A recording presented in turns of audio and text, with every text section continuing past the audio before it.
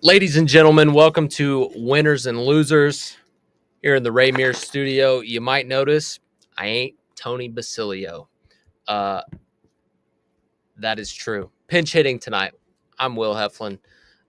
We've got a smaller crew. Tony is on his bye week as well this week, so he ran over to Nashville, where Mr. Nashville Lee is, and he's going to the Preds game with his son. So that'll be cool. They're playing the Flyers. As you can tell, Tony is a Flyers fan, so it makes a lot of sense. So I'm pinch hitting tonight, and we have a smaller panel as well. We've only got two panel members today, but if you had to choose two, you've got a good two-pack. We've got Nashville Lee, as mentioned before, and Brian Hartman, who has been hot. We all had a terrible week last week in terms of power plays because we went 0-3. So maybe this little mix up of who's hosting, smaller panel, maybe a more condensed, concise show. Maybe we flip the script and go 3-0, or maybe even 4-0. Maybe we'll go 4-0 since it's just the three of us. Maybe a little easier to come to a consensus. But thanks for joining us nonetheless. Winners and Losers is sponsored by Dos Equis. Go for Dos, whether you're grilling out at a game or like Tony going on holiday. Maybe you're going somewhere warm and you want to have some Dos Equis. Always phenomenal. Also, our friends at VIP Play, who I work for, as you may know, they are sponsors as well. So, Mr. Nashville Lee, Tony always asks you to grade the card. We're not going to change that. No Tennessee game this week, but how is the slate outside of that? What would you grade it? I think it's probably a solid B. This is really sneaky. It's really sneaky because I feel like there's a lot of games that could create some chaos, and it's just not out of the realm of possibility that it could happen this week. Like you look at the spreads on some of these, like they're all like a touchdown to like 10 points, like with like Bama and Georgia. Like, it would shock me if these teams like if we see some crazy chaos this week. So I'm really kind of fascinated to see how this shakes out with a handful of these teams in weird situations. But for that reason, I give it somewhere between a B and a B plus. Yeah, I think it could end up being an amazing watchability slate, but we'll see how it is on the betting side. I actually think just looking at it, I kind of like the NFL slate a little bit better this weekend. There's some crazy good spots just in terms of stuff that can shake out. You've got some teams off bye weeks. You had a couple good upsets last weekend. So phenomenal NFL slate. We'll all three give out a play. I wasn't planning to do plays because I was just going to try to host, but since it's just the three of us, I'll give some out as well. I'll just try to be short. Brian, how do you see this? How do you see this card? Do you like it, or just maybe from a betting standpoint and a watchability standpoint? Well, their cards are always every week has something that's going to kind of wow you as far as unexpected natures go. And I can't wait to see what that is this week. So I'm intrigued by every card every week. It's always, you can't have less than a B or B plus as far as I'm concerned. So I'm going to give it an A minus, low A, because we're getting into the part of the season where you've got teams positioning for playoffs. And I think even though the Vols aren't going to be one of those this year, it's still fascinating.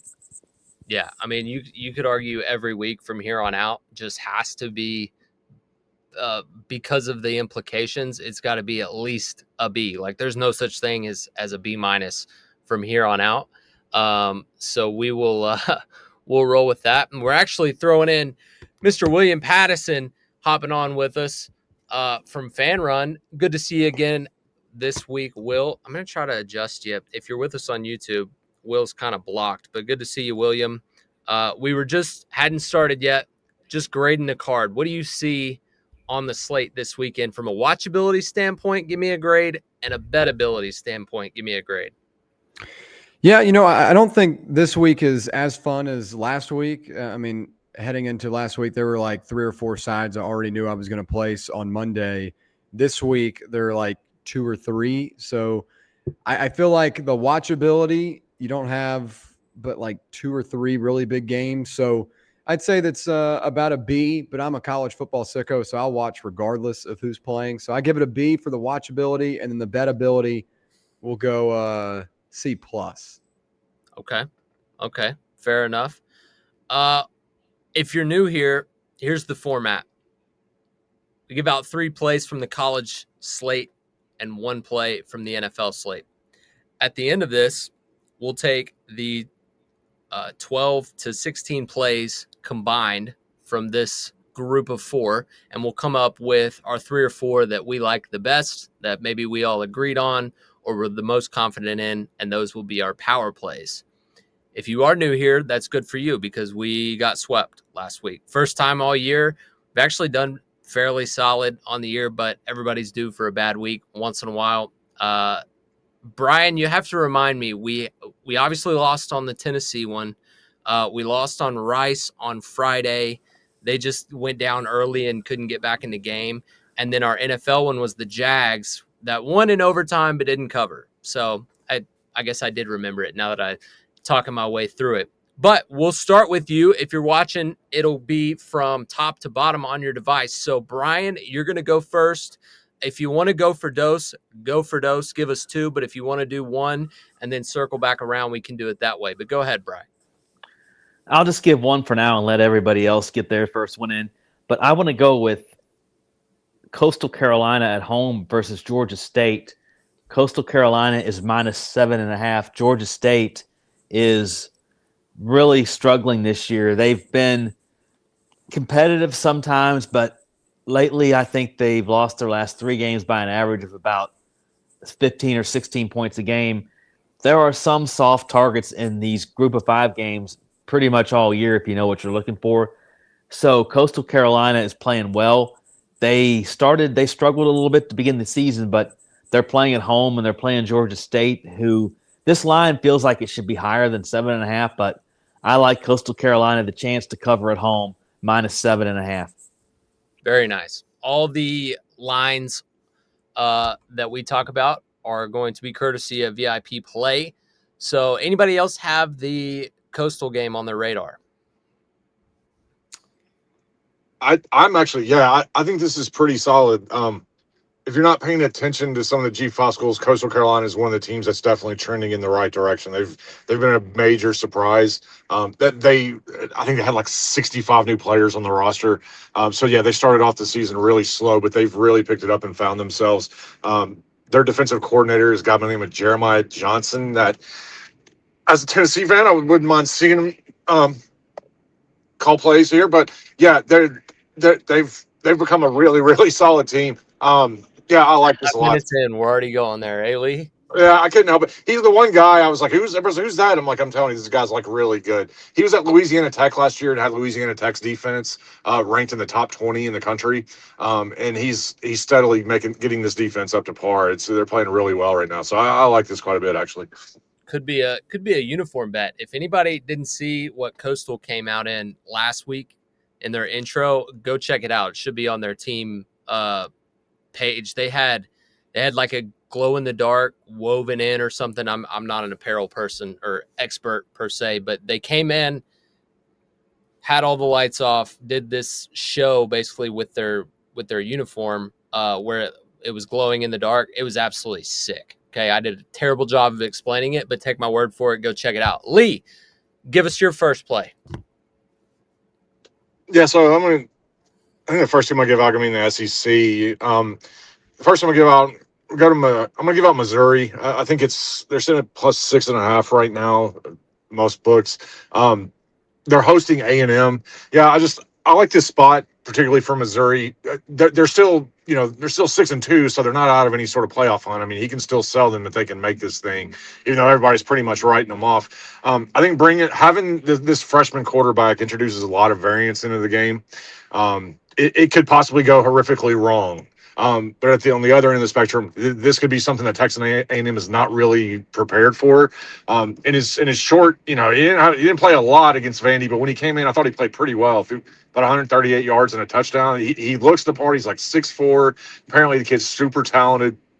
Yeah, and I think the matchup they match up pretty nicely with A&M. I think they're one of the few teams that on the defensive line that can give that A&M offensive line, which is one of the best in the country, a run. So, yeah, I like this spot for Missouri coming off of the bye here. Some revenge from last year when Missouri was undefeated and they went into College Station and kind of got throttled. So, I think Missouri is very live to win this game. I've got some Missouri money line as well. That's definitely going to be the sharper side on this one. A&M's shiny toy right now. They've looked great. Don't get me wrong. Mizzou's got the backup quarterback, but you just know it's one of those spots where you just don't want to be on that. You know, be on that side of A&M and be like, how in the world? Next thing you know, it's a field goal game. So, William, I see you smiling. Did you have that game on your radar or lean the same way? Yeah, definitely on my radar. That's one of those games I was looking forward to this weekend. Matt Zollers, a guy that comes in relief for Bo Pribula against Vanderbilt. He's had a bye week now to kind of get ready for this matchup up against a really, really talented Texas A&M team, really talented defensively. Mike Elko's done a great job, but this line has moved up a half point as we're recording this and up to 7 now. So you're getting a touchdown of insurance at home for a Missouri team that is really good defensively, as he mentioned, and also, take the quarterback out of this. Ahmad Hardy's still one of the best running backs in the SEC. Find an offensive line that's done their job. So this is definitely on my radar. I haven't solidified it as a play for me yet personally, but I do like where he's headed with Missouri +7, especially with a touchdown of insurance. I kind of feel like A&M has got too good of a defense for Missouri. I think it's going to be really difficult for them to have much success. So I sort of lean the other way. If Missouri's not able to run the ball with Hardy, it definitely gets dicey for them. This is kind of one of those, are you with the public or are you against them spots? So it should be an interesting one. I think the SEC as a whole this year has definitely lent itself towards these tight games, even on the bigger discrepancies on how the seasons are going or whatnot. But both sides make a ton of sense. William, we're gonna go snake, so you're gonna go for dose. Give us your first 2 plays. Okay, I really like both of these. We'll begin in the Big 12 with BYU and Texas Tech. College game day going to be there Saturday, a huge matchup in the Big 12 championship race. And I like the Red Raiders here pretty comfortably at the -10 on VIP play. I think we're up to 10.5, but I still think that's a playable number. Texas Tech is a really, really good football team. Defensively, guys like Rodriguez at linebacker are one of the best in the country. They swarm opposing teams. And really, throughout the season, they have dominated everyone they've played outside of Arizona State when Will Hammond was playing quarterback for them. Baron Morton is going to be back in this one. It seems that he has gotten back to maybe not full health, but he's able to go and play at an efficient level. So I like Texas Tech big as a team. And then on the other side of this, I faded BYU multiple times this season. I just don't see it with them. When you look at a lot of their wins so far, especially against Utah, they were outgained in that game. But Utah was 1 of 3 on 4th down with inside the 20-yard line. So, they had a lot of opportunities to win that game outright. And Utah was a 3.5-point favorite. But give credit, BYU is a really good defense, top 15 in the country, but I just think they're going to be overwhelmed here on both sides of the football. Probably the best offense and defense they'll play this season. So Texas Tech is probably my favorite play this Saturday, -10.5, or really I'd honestly play it up to 14. I think they roll them off the field. Is this similar for you as that Utah-Cincinnati spot a week ago? Yeah, almost the exact same spot. And really, I mean, it is. This is a system that I continue with throughout the college football season, a rank versus rank matchup with the home team, a favorite of 3 points or more. And last week, I was big on Utah. That was ended up being a 2-unit side for me. And then it went 45-14. So I really like this spot for Texas Tech on Saturday. And again, I just think BYU has kind of slipped by, and they're not going to be able to do that up against this Red Raiders team. Back to the well we go. Go ahead and give your second play, and then we'll get Lee and Bry's thoughts on both of them. Yeah, this other one is going to have a pretty big number, and it might scare some people away, but it's going to be Notre Dame -26.5 up against Navy. Navy is 7-1 on the season. They're coming off a loss to North Texas last week. They now travel into South Bend for a primetime 7:30 matchup against the Fighting Irish. And last week, a lot of people were down on Notre Dame. They only beat Boston College by, I think, 15 points. It was 25-10. But when you look at the yards per play discrepancy in that one, it should have been a much bigger score. Notre Dame had 8.3 yards per play to Boston College's 4.3. And the 17 games this season where that has been a differential of one team has 8 yards per play and the other has 4 or less, teams have won by an average score of 44.7. I thought Notre Dame last week got kind of stuck in the middle of the field and would have to, punt and did not capitalize on a lot of opportunities. But this week, especially with the college football playoff rankings coming out, you're going to see a motivated Notre Dame team. They understand what's in front of them. And I think they steamroll a Navy offense. That's impressive. But this is a much, much different beast than what they face in the American. I like Notre Dame minus 26.5. I believe last year they went into this game, he was 21 was the spread, if I remember correctly. And a lot of people like Notre Dame because they looked awesome to that point. And, we're certainly going into that game thinking they were going to be competitive. It may have only been like 14. Yeah, I think they fumbled 3 times in the first quarter, and Notre Dame absolutely steamrolled them. So. Yeah, it was 14.5 because I remember it because I bet on Notre Dame like every game following their Northern Illinois loss, and they ended up going like 8-0, 9-0 against the spread up until that championship game. But it was 14.5. Everyone loved Navy because they were undefeated and they were ranked, and Notre Dame steamrolled them. I predict the same happens Saturday night, 26.5 for me. Brian or Lee, do either of you have a thought on Texas Tech minus 10.5 or Notre Dame minus the 26.5? Yeah, I like Texas Tech play. I think this is the week where BYU could be very vulnerable, and Texas Tech is very good at home. I think their closest game was 25 points, I believe, and they've covered every game at home except one. I think they missed by 1 point, but a game they won by 62-14. So, yeah, Texas Tech would be it. Notre Dame, I kind of like lean Irish, but I don't have a strong feeling about that game either way. Lee, your thoughts or your second play, sir? Yeah, I lean towards Texas Tech. Like that last week, I was on Kansas State, fading Texas Tech ahead of this game, and that didn't work out very well. Kansas State had a lead. Look, this is the deal with Texas Tech. That defensive line is just so freaking nasty. The Big 12 just isn't used to having defensive lines like that, and teams aren't used to seeing it. In Kansas State, when they needed a big third down conversion or they needed to make a play inside the red zone, they couldn't beat those guys.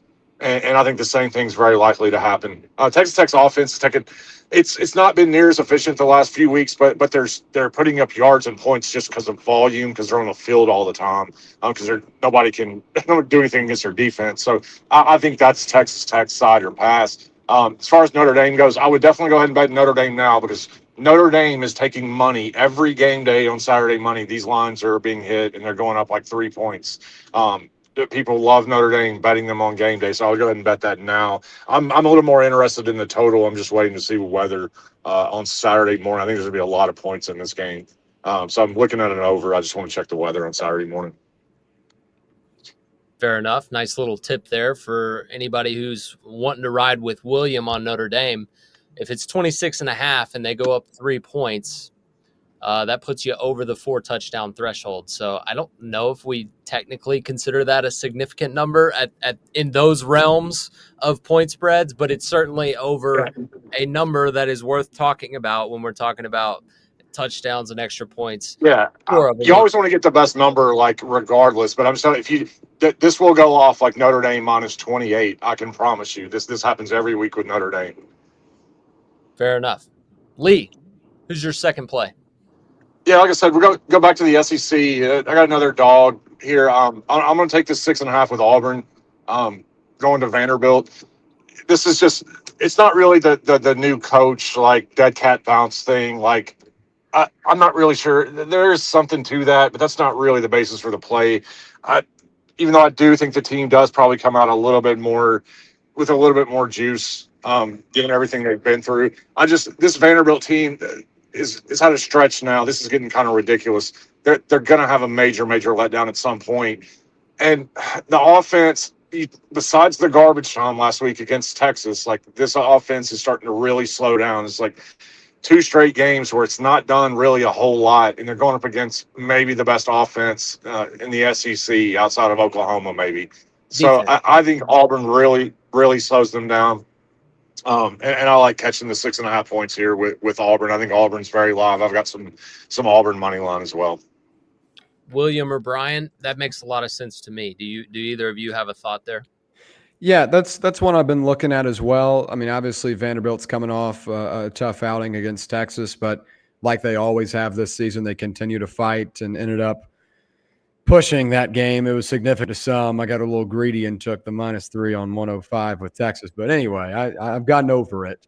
But at least in this matchup, I mean, I agree. I mean, excuse me, Auburn does have a top level defense in the SEC. They're not the reason why they're losing games. It's just, can they formulate enough offense? And the thing that scares me is, even though Auburn does have a really good defense, I feel like they're going to be constantly on the field because their offense just is not going to be able to produce. And Vanderbilt's not like an elite level defense, but they've done well in the SEC. So I don't know. I would like to play Auburn, but I put them on my no bet list a couple of weeks ago after they fell to Missouri at home. So not a side that I'm going to play, but I do understand the reasoning. So Auburn's in timeout. Bri, what are your thoughts there? Or if you don't have any thoughts, then we're going to have you go for dose and give your last two plays from the colleges. Get all that out at once, brother. Well, I sort of don't have thoughts about Auburn Vanderbilt. It's sort of a stay away from me. But the first play I'm going to give out here is the Cal. And Louisville's playing. They're hosting Cal. Cal is plus 19.5. That seems like a very high number. Cal's played pretty. They've been kind of inconsistent, but they played well in spots here. They've been competitive the last few weeks, and they beat North Carolina. They, I guess, hung with Virginia, but I just think 19 is a really large number. I think they can score with their quarterback. I think I can't say his name, but their quarterback is capable of putting some numbers and points on the board. I also would kind of look at the over in that game too, but I would say Cal plus 19.5. The game is I think a 4 o'clock afternoon Eastern time start, so it's not like Louisville's being asked, or Cal rather is being asked to kick off at 9 a.m. their time. So I'll take Cal plus 19.5. Louisville, I don't know how they have one loss, and it's going to be, you got to win the ACC, it looks like, to get in. So who knows how they're going to be up for every game. And plus a 19.5 point spread suggests that they might come out a little bit, I don't know, bored is the right word, but I like Cal plus 19.5 and maybe the over in that game too. But we'll just say plus 19.5 for Cal. Okay. Cal 19.5. We'll see if that one gets up to 20 on game day or something like that, or if it goes back the other way. But go ahead and give us your third play from the colleges. Well, Lee kind of touched on this game, so I think I'll jump to another one here that I kind of have my eye on. Rice and UAB. Rice is at home. They're a 2.5 point favorite over UAB. UAB had their upset win over Memphis. I think that's probably going to be likely their last win of the year. And I expect they kind of face planted last week in their game. So they're only a 2.5 point underdog at Rice. I think Rice at home, who's played a little bit better here recently, is the right play there at -2.5, especially it's less than the field goal. So I'll go with, I think UAB thing is played out. I don't think that team's very good. They've got an interim coach for a reason. So I'll go Rice -2.5. Okay. William, Lee, you've got Cal plus 19.5, Rice -2.5. Either of those games you guys have a thought on? Yeah, I think my only worry with Cal is they've been a little inconsistent through the season. Last week, they probably should have covered against Virginia. Saga, I don't even know, Lefty. Yeah, lefty. Yeah. Lefty throws an interception right there at the end. I had Virginia 5.5, so I was fine with it. But this has been a team that sometimes in the second half and in the first half just kind of starts losing steam, and then things quickly crumble. Louisville is going to be without Isaac Brown, their star running back, one of the best backs in the country. So that might be an adjustment for them, and that might be a reason to take that 18.5. That's a big number. But I just feel like these two teams are in two different places right now. I don't really have a strong side either way, but I mean, you do get a lot of insurance at that 18.5 number. Yeah. Lee, go ahead and give us you'll be the anchor here. We've got 3 from the other 2, and you sandwiched in there in the middle. So give us your third play from the colleges. Yeah, let's go with another dog. Give me UConn. This has gone down. I think it's plus 9.5 now. They're hosting Duke. Yeah, this just is playing the spot here. Um, Duke's the betting favorite to win the ACC right now, and this game doesn't mean anything. I mean, they can lose it, and it doesn't matter. And you know, um, these games that Mora, these are his Super Bowl games. Like the 3 or 4 games he plays against the ACC every year. So I can't get with Duke in this. Like, this is crazy to me. So yeah, I've got some UConn money line as well, but I think it's 9.5. Might want to check, but yeah, I like UConn a lot. I like that spot too. That's another one that's going to be completely against the public, and Duke is coming off that huge Clemson win. So definitely makes a lot of sense there. And I misspoke, William. I'm sorry. You only gave us 2 plays so far. Give us your third play from the colleges, and if you've got a thought on the UConn game as well. Yeah, I like that UConn spot too. I've been eyeing that one throughout the week. This is a Huskies offense that has been really, really good this season. And they got a quarterback in Vanjano that's playing his 7th season of college football. So he's got a ton of experience. And Duke also ranks 127th in the country in passing success rate allowed. So if UConn's able to get it done in the air like they have throughout the season, I mean, this could be a live dog at home on the money line, but in terms of 9.5, I think that would be a good side. And you also mentioned the spot. I mean, Duke could lose this game and, not have anything affected for the ACC championship hunt. So I'm definitely looking at UConn as a play. Jim Moore has done a great job with the Huskies this season. Looking at, I'll start with Friday night, and depending on when this goes out, I guess this might be tonight. But I look at Memphis and Tulane. I was really unimpressed with the Green Wave last week at UTSA. They fell on Thursday night to the Roadrunners, and Owen McCown, the son of Josh McCown, had a hell of a night, 31 of 33, absolutely torched this Green Wave defense up. And this is a big spot for Memphis. Obviously, they were mentioned in the college football playoff top 25 this week, but not ranked. And they're playing at home with that hook. And that hook tells me that they're trying to get you to bite on Tulane with a field goal of insurance here. Memphis, when their quarterback has been healthy, they're undefeated this season. And they have cruised and almost – they may not cruised in every game. Arkansas was obviously a back and forth affair, but they came back and won against South Florida a couple of weeks back. I think South Florida is a better team than Tulane. And I really like Brevin Lewis. I like, what is it, Cam Sutton? Maybe not Cam Sutton. Sutton Smith at running back for the Tigers. I think this is a good football team. I like them at 3.5 at home Friday night in what will be the biggest game of the season the rest of the way for the Tigers until the AAC championship. Interesting timing with the news today, though, with Sutterfield. Is that how you say it? Going to be the next coach at Arkansas. All but confirmed, or maybe it has been confirmed by the time you're hearing this. But typically, we've seen when coaches, step up in class, or take a big job, their teams still rally and play for him because they know there's a lot to play for. He may take them with him to Arkansas. We saw, who was it? I think it was Will Wade's McNeese State squad when he took the NC State job. This was March Madness, but similar concept. They just played their tail off, even though they knew he was leaving. So could be. Go ahead. Well, I will say I think he might have gotten got because he hasn't taken the job yet. He's just the favorite on Kalshi right now. There were a lot of fake accounts today.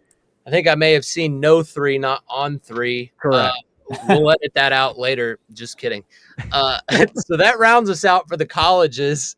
Yeah. And we'll go back up to the top for Bri to give us his first NFL play. That's rather funny. I'm not editing that out, by the way, because one, I don't know how, and Tony's at a hockey game, and I'm not asking Laura to do it. So she's too sweet. I can't even tell her. In case you forgot, Winners and Losers is brought to you by Dos Equis. Go for Dos. phenomenal for any occasion, whatever you need. I think Lee was the only one who didn't get to go for dose when we were giving out picks. So actually, Bri, I'm going to jump you. Lee, you'll get to be the leadoff on the NFL, and just make sure you go for dose this weekend as you're enjoying these games. But go ahead, Lee. Give us your first NFL play. Yeah, this is really, really gross, but I'm on the Washington football commander team, the Washington football team. Yeah, they're catching 8. They're at home against the Lions. Like I know the team is god awful. Like everybody saw them the other night. They couldn't do anything. But this is just the NFL. This is how this goes. You have to hold your nose and play these teams. I think the Lions. I don't think people realize how bad this Lions offense is starting to get. Like you look at some of their EPA per rush. Like they're not running the ball. Their offensive line is completely destroyed with injuries right now. Like I don't even know. There's a serious chance they're going to have to like call, I don't know, guys off the practice squad. I don't know how they fill up an offensive line this week with the injury situation they got going. You got golf going outdoors and potential weather, which his splits are pretty dramatic when you take him out of a dome. So on the other side, obviously Daniels is out, but Marcus Mariota's stats are better. Like all of his rankings are better than Jaden Daniels. He's played better quarterback than Jaden Daniels has this year. So I know it's gross, but I think this is too many points. I think Washington's going to compete here. And worst case scenario, I think they lose the game by a touchdown. You still could walk through the window and catch a ticket here. So yeah, I like the home team here catching 8 points. Got to hold your nose sometimes in the NFL. Couldn't have said it better myself. Either of you two gents have that card or that game on your radar? I just wonder about the revenge factor for the Lions who got knocked out at home by the Commanders last year, if that would play any kind of a factor. But Lee convinced me that maybe it won't, given their situation. Yeah, I mean, they couldn't do anything offensively against the Vikings in the last week inside. Like I'm telling you, this offensive line is totally beat up. They can't run the ball. It's not what people think about when they think of the Lions. Like I don't think they're not going to roll out there and start throwing the ball up and down the field. I just don't see that happening. So that offensive line is certainly what made them go when they've been so good the past however many year and a half, 2 years, whatever you want to call it. But we'll see. Washington's defense is certainly not the same caliber as Minnesota. So if I had to lean one way, I would agree with you and say Washington. But even I don't know, that's probably a stay away from me. But you know what? Sometimes you got to put them on the table, Mr. Nashville Lee.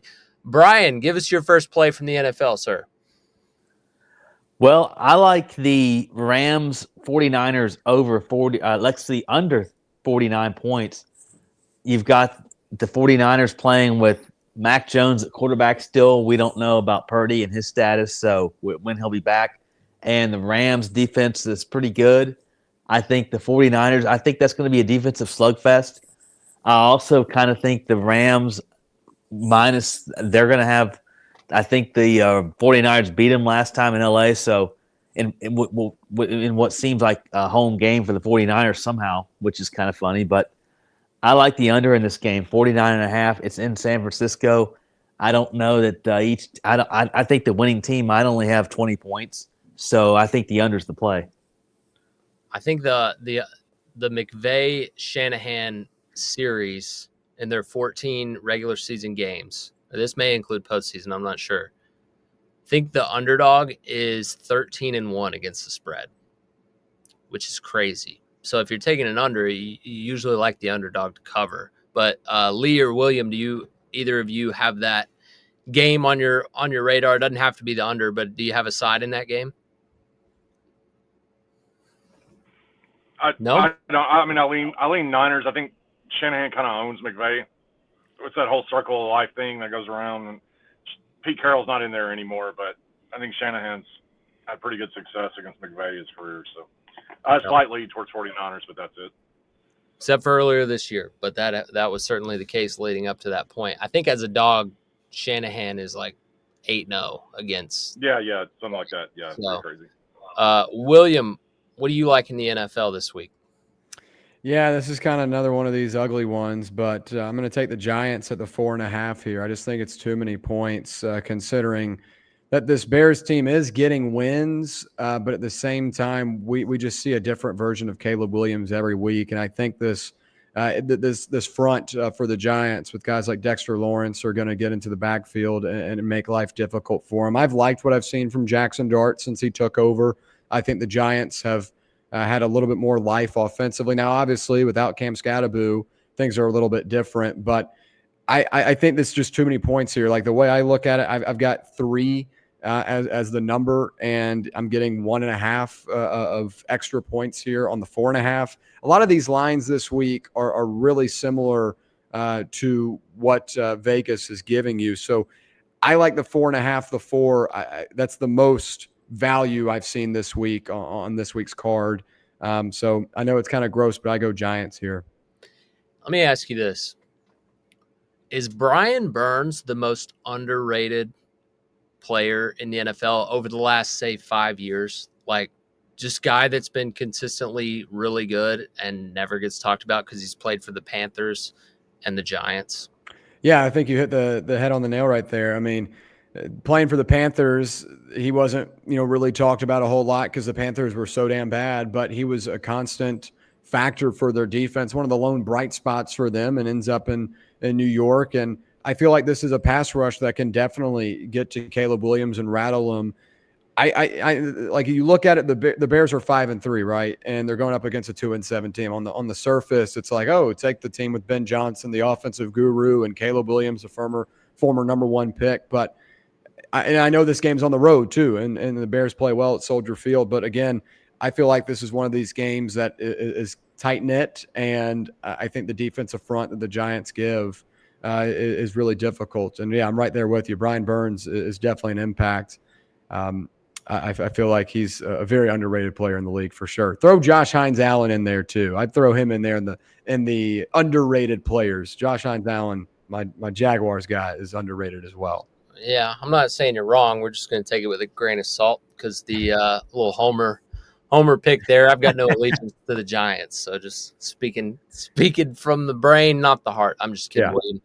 Yeah, he's been great for a while, and just the defense as a whole was so bad the last 2 years. They've been much better this year until they got Brock Bowers a little bit this past weekend, but they pulled it out. I'm going to give 2 out very quickly. I was surprised no one touched on my college play. I'm going Iowa at home, catching 6.5 against Oregon. They've been phenomenal at home in November. I'm not usually super into those type of trends, but when it supports what you lean anyways, Iowa is very tough to beat at home. They gave Indiana, I believe, all they wanted. Was probably the closest game Indiana's had all year. But Iowa's they're always really strong at home. Oregon, we've seen them. If you can throttle them down a little bit, they'll struggle offensively. They're kind of due for a breakout game, which worries me a little bit, but I don't think it comes this week. I think Iowa is a live dog to win outright and really shake up the Big Ten. Similar to how we see an SEC weekend shaking up, which is why you've seen kind of those hold your nose dogs on this card from this panel. It just makes way too much sense. The only thing that's predictable in our sport right now is chaos, so you might as well. But I do like Iowa. And then in the NFL, this is kind of just what I'm going to be doing for the next 4 or 5 weeks is auto press the number on the Ravens. They're laying 4.5 on the road at Minnesota. Minnesota off a huge divisional win against the Lions. J.J. McCarthy was back. The Ravens have gotten a week of updated film on McCarthy. They're still playing catch up to the Steelers, who just came off a huge win. But Lamar's back. They're healthy on defense. They got Kyle Hamilton back, who's one of the best players in the NFL on that side of the ball. Lamar looked phenomenal off the injury, didn't skip a beat. The Ravens got to get going, right? And they have shown no interest in throwing the season away, but they've got some ground to make up. They're somehow still the favorite, or they were. Maybe with the Steelers win, I haven't looked, but they were still the favorite to win the division as of last week. I imagine they still got some juice just to make the playoffs. But the Ravens will get in regardless, and nobody will want to see them. But they seem to be getting healthy at the right time, and Isaiah Likely being back at tight end gives them a little bit more versatility there as well. Minnesota is scary. It's a really good defense, phenomenal coaching staff. But I'm going to auto take the Ravens just because they're in a spot where they need to win, and they're a really, really, really good NFL football team that maybe it'll take a couple weeks to adjust back on. Maybe not. We'll see. Maybe the price is right on that 4.5, but I could see the Ravens running away with this one with just too much if they're able to confuse McCarthy for a couple quarters. But we'll see. Anybody have any thoughts on those two picks real quick before we throw together our power plays and get out the door? Yeah, honestly, both of them. I do look at Iowa too. That was a play I considered throwing out there. My only worry is I feel like it's going to be really, really public on Saturday with a lot of people kind of having the same mindset. And Oregon hasn't looked great. But look, Iowa does play well at home. They do have a really good defense. Gronowski has added a somewhat of a level of quarterback play to them. He hasn't really necessarily done it in the air, but he is really good on the ground and has shown that throughout the season. I don't know. I feel like it's going to be a little bit too public for me to take, but we'll see what it ends up looking like Saturday morning. So I could definitely see Iowa plus 6.5 being a play. And then for the Ravens, yeah, I almost considered playing that one as well. I think J.J. McCarthy's kind of a mess. There's a reason why they continue to roll with Carson Wentz, even when McCarthy was seemingly good to go. But they just kind of continue to hold him out because I didn't think they loved what they saw early in the season. And you're going up against the Ravens team with their back against the wall, basically. Like they have to go on a run here. They have to string off wins. When they're playing at the level we've seen since Lamar has been back, they're a really tough team to beat. And I know Minnesota's got a good defense, but I just think it's too desperate of a spot not to take the Ravens. And I still have a ton of questions about McCarthy and his fitness in the NFL as a starting quarterback. Fair enough. All right. Let's run through. Hey, real quick, on everybody's that plays. Iowa game, that total dropped like 4 points today. It's down to like 40. So I think if you're catching like almost a touchdown, I think those are some really valuable points with the game with a total of like 40. There's projected weather like wind, like rain turn into snow, like slushy, like that could get kind of ugly in Iowa, which I think probably favors Iowa a little bit. And that I'm waiting just to see if this gets to 7. I'll probably pull the trigger on Iowa if it doesn't at 6.5, but I'm just gonna wait and see if I can possibly get a 7 on it. Yeah, weather and wind is music to anybody who's on Iowa's ears, for sure. I'm not saying that a Dan Lanning team can't perform well, but just for that type of game flow, certainly favors Iowa to keep it close, even if they aren't able to win outright. If you're getting 6.5, you take all the weather you can get. Let's run through it real quick. Bry is on Coastal minus 7.5, Cal plus 19.5, Rice minus 2.5. He's got under 49 in 49ers Rams. Nashville Lee has Mizzou plus the 7, Auburn plus 6.5, UConn plus 9.5, Washington plus 8. WIlliam Patteson from Fan Run Radio, who does a phenomenal job, by the way. Texas Tech minus 10.5, Notre Dame minus 26.5, Memphis minus 3.5, Giants plus the 4.5. The one difference between me hosting, well, there's a lot of differences, but maybe the only positive difference in me hosting and Tony hosting is that when I read back the lines that you gave out, I'll read back the actual line that you gave out because Tony will miss you by a half point here or there. Or maybe a full point sometimes. You give it a 2.5 and he'll read off like 4 and you're like, whoa, I didn't give out no 4.5. But anyways, sorry, Tony. We had to take at least one jab at you while you're on holiday. Hope you're enjoying that. A tradition as old as time. This is doing that for 7 years on this podcast. You give out Iowa plus 6.5, and then he reads out Iowa minus 8. Yeah. The right team at least. Anyways, let's give out 4 power plays. We've gotta make up for the sweep last week. Again, it was Tennessee, it was Rice, and it was the Jags. Tennessee should have won that game. They dominated. I'm sure people are probably tired of talking about that one by now. The Jags was kind of tough luck in overtime. They won the game outright but didn't cover. And then Rice just fell behind Memphis. And when you get punched in the mouth like that and you're not the better team, it's tough. But let's sweep this week. I think if I had to decide on my own for the first one, I would say we were most consensus on Texas Tech minus 10.5. That would be my first suggestion. Are there any objections to Texas Tech minus the 10.5? No, that's perfect.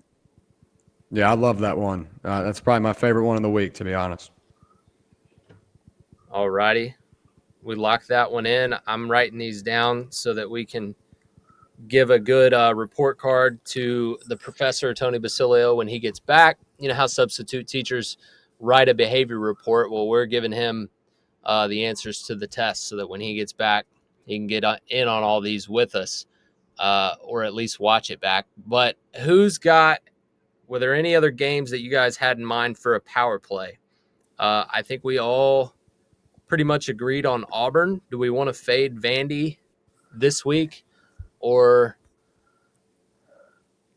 I kind of like to mix it up and go one favorite, one dog, one favorite, one dog. But we don't have to do it that way. I like the Iowa one that you guys brought Like up. Iowa. Yeah, I'd probably go with Iowa here too, because at least they're playing at home, and they have a running quarterback that can at least make plays. Auburn has a hell of a defense, but Ashton Daniels isn't doing it for me. He didn't do it last week against Kentucky. Jackson Arnold, I think, is a pretty much one-trick pony as well. So if we're going to take a dog at that kind of similar spot of the plus 6.5, I'd rather take the team at home in November in cold weather with a team traveling across the country with a good defense and a quarterback that at least has somewhat of an identity. I would go Iowa if we're going to take a dog. Yeah. Usually when we're like, well, we need to find a little bit more offense, I usually turn to Iowa as well. Yeah. I gave it out. I can make fun of it. Okay. Obviously, like Iowa, that was one of mine.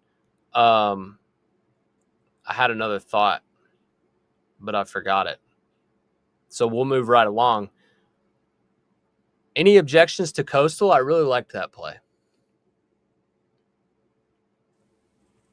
No, I co-sign Coastal. I like this team a lot. I think it's not going to be like, I don't worry about like public-private splits too much and all this kind of stuff. Like, it doesn't really ever faze me, but that game's going to fly under the radar regardless. Like, I don't think many people are like waking up like, I can't wait to bet Coastal today, But no, I think they're a sneaky team right now, playing really well. I like that. I was in the Grayson McCall, Jamie Caldwell era for sure, but kind of lost their luster a little bit. Okay, so we've got our 3 power plays from the colleges. Again, that's Texas Tech minus the 10.5 over undefeated BYU. Iowa plus the 6.5 over number 6 ranked Oregon Ducks. And then Coastal minus the 7.5 against a reeling Georgia State team. That one, ideally for us, would get out of hand early. Let's pick a power play from the NFL. Our 4 choices are under 49.5. Niners Rams, courtesy of Mr. Hartman. Washington plus 8, courtesy of Nashville Lee. Giants plus 4.5, courtesy of WIlliam Patteson. Or Ravens minus 4.5, courtesy of the Shepherd Will Heflin. I kind of like the Ravens. That's a lot of pressure. I'm going to come in here and sit in Tony Basilio's chair and then take 2 of the power plays. That's a lot for 1 week, Brian. Well, I know you can handle it. We used easier for Williams, people to Texas stomach. Tech. It is easier for people to stomach, Lee, but we need winners. That's the name of the show. Look, we took Coastal from Brian. We took Iowa from me. We took Texas Tech from William. We'll take Washington plus 8 from Nashville Lee as our NFL power play. Look, we've got 1 from the 4 of us. We're the 4 horsemen. Pinch hitting for Tony Basilio. That's a 4-0 week if I've ever seen one.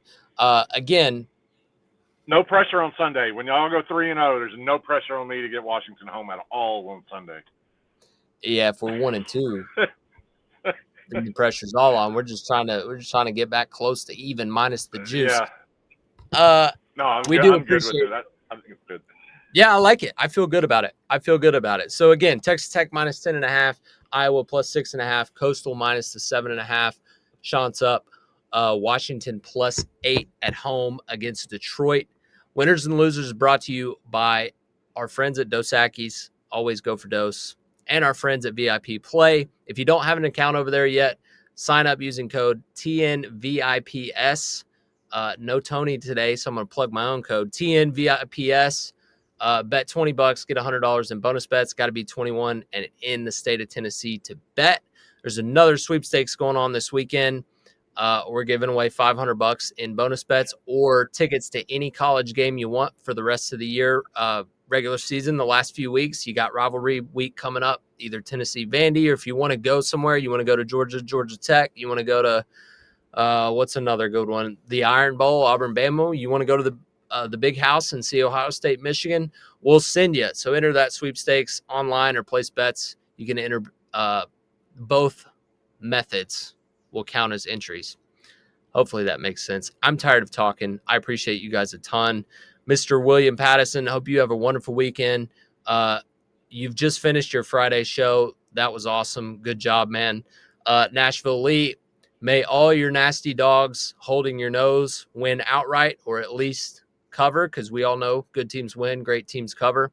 And Mr. Brian Hartman, hope your Shants handle business. And we also certainly hope that Rice plays a little bit better than they did last week. For Tony Basilio, this is Winners and Losers. And for everybody else, I'm Will Heflin. Have a wonderful weekend.